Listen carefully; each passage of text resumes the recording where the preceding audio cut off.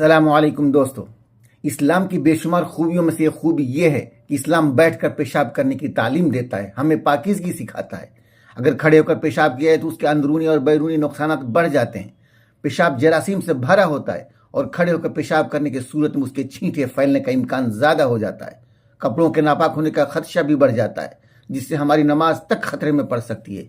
हमारे प्यारे आका नबी अकरम सल्लल्लाहु अलैहि वसल्लम की सुन्नत मुबारका हमेशा बैठकर पेशाब करने की रही है।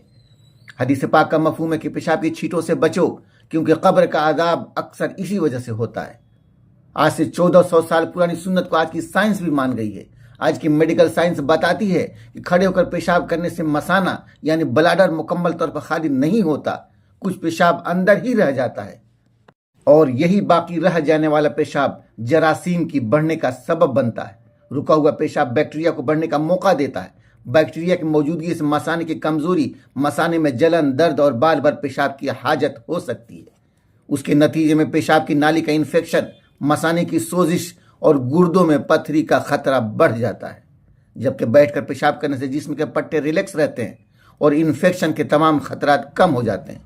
मेडिकल माहिरीन के मुताबिक बैठकर पेशाब करना ज़्यादा महफूज और सेहत के लिए बेहतर तरीका है। यूँ देखा जाए तो सुन्नत, सफाई और साइंस तीनों एक ही बात सिखाते हैं।